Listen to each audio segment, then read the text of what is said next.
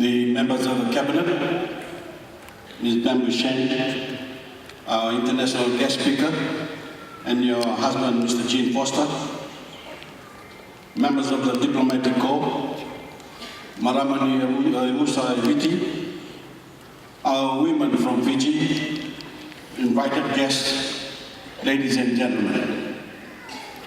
Bulamanaka, good morning and welcome. It's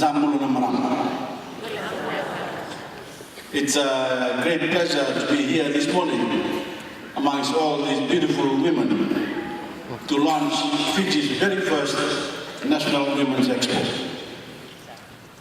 To say that we are starting big is an understatement. More than 1,000 women from 499 women's groups around the country are here with us in Suva for 3 whole days to showcase their products, demonstrate their skills, and build new relationships. In fact, I don't think I've ever seen more energy and excitement in the Vodafone Arena before. I have no doubt that with this particular group of ladies, we're in for a wonderful 3 days, and I strongly encourage all Fijians in the Suva-Nusori corridor not to miss out.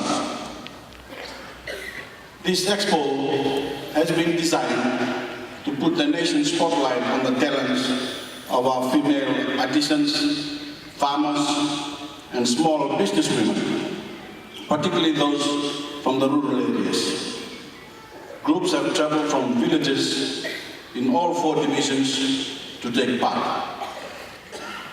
In addition to the massive public interest this event will generate, the ministry has arranged for potential investors and buyers to visit the expo, which we hope will open up new opportunities for many of the women here.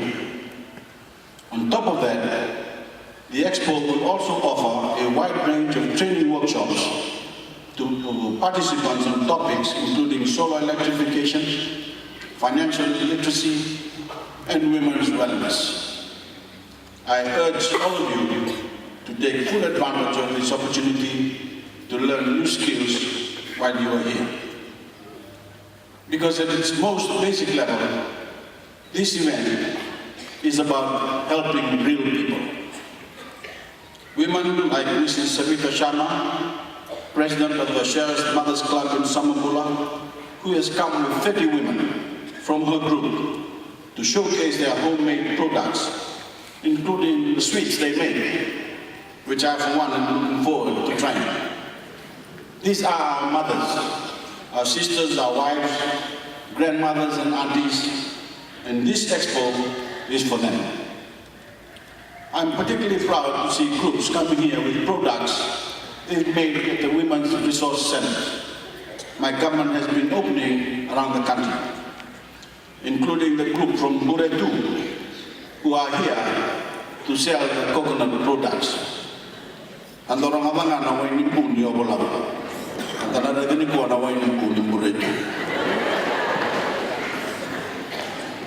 This has been one of our flagship initiatives, and under the Minister's guidance, we've been able to build or extend 58 centers throughout Fiji, which are empowering women by providing them with a stake in the national economy.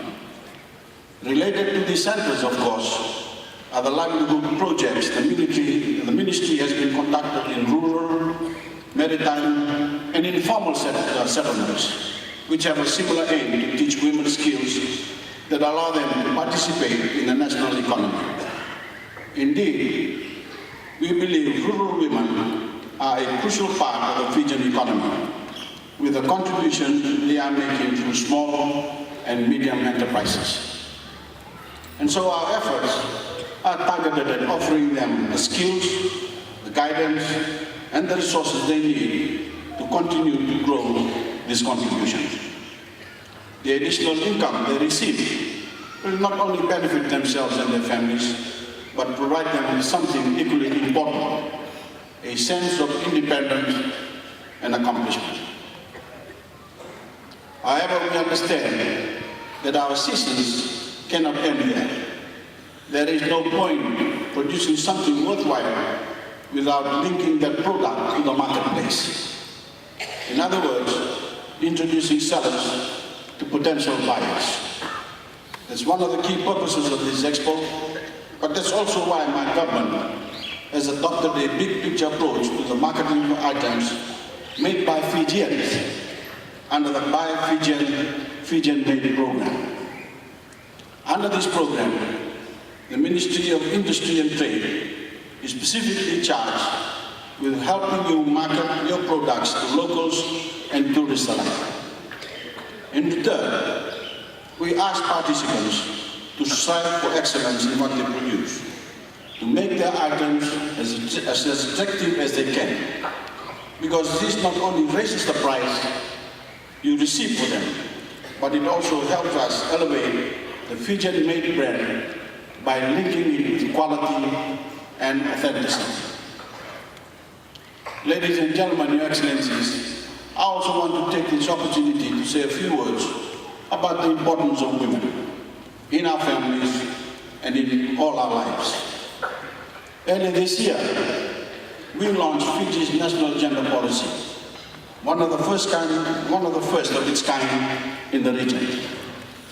This policy represented a pledge to the Fijian people about our commitment to gender equality, equity, and social justice in future policy making and national development. Indeed, the policy now clearly articulates the approach my government has adopted since day one. Right across the board, we have either tightened our laws or introduced new ones to give Fijian women an unprecedented level of protection. We brought in the first domestic violence laws in Fiji's history. We have strengthened the rights of women who live in de facto relationships. We have removed the old Victorian rules for corroboration of rape.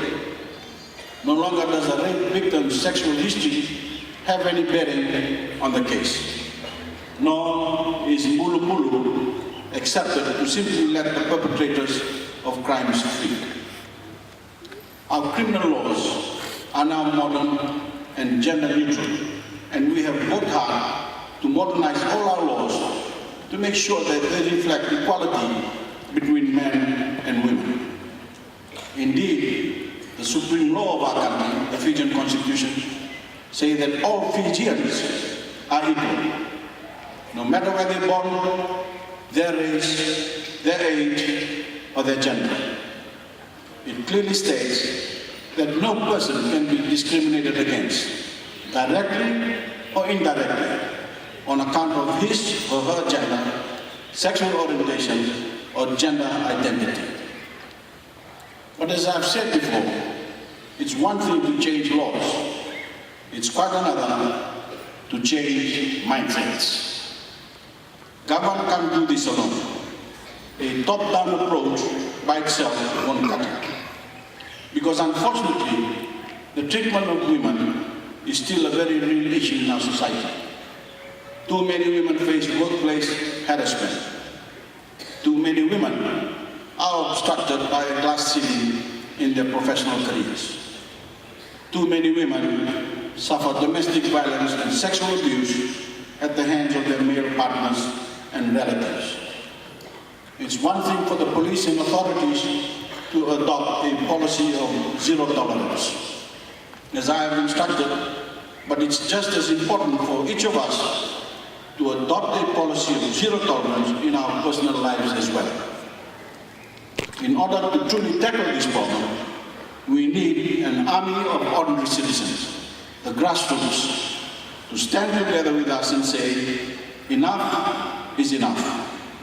To insist that all Fijians are treated with honor and respect, that they are given the freedom to earn a living and live a life free from violence, exploitation, and abuse. There are many people out there, men and women alike, who are leading the way, doing positive work and setting a wonderful example. I'm particularly encouraged by the Maramani Musa women holding chiefly roles from across the country who have agreed to work with the ministry to strengthen their leadership skills so that they can become spurs for change and development in their communities. These women will emerge as strong advocates for all they serve, but perhaps most important, they will be able to speak up for women and exert influence on women's development in rural areas of the country. I understand that 50 of these Maramas are in Suva for their first training summit, which runs in parallel to this expo. I wish them all the best. And of course, there are 37 communities in Fiji who have embraced government's campaign to eradicate domestic violence. 117 so-called gatekeepers from these communities are here with us this week for specialized training. To these people I say, you are leading by example and will get every support from me and my government.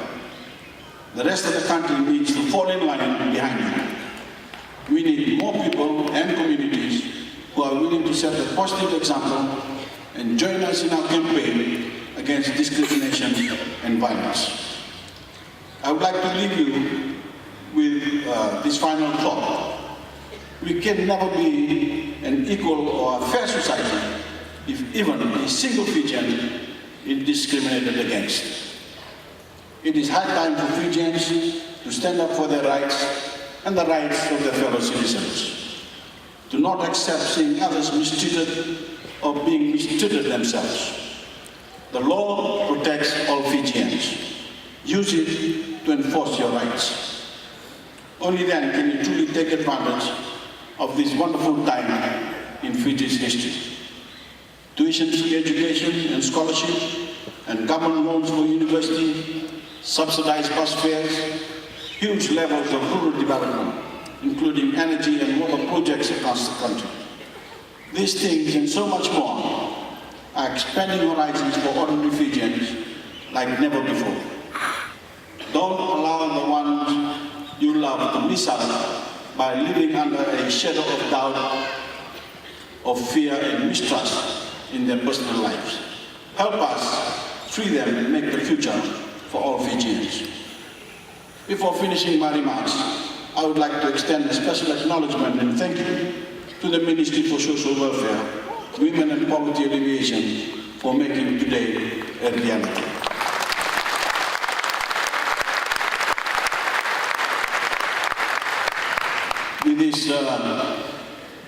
With those words, ladies and gentlemen, it is now indeed my great pleasure to wish you all a successful 3 days and to declare the inaugural National Women's Expo open. Now,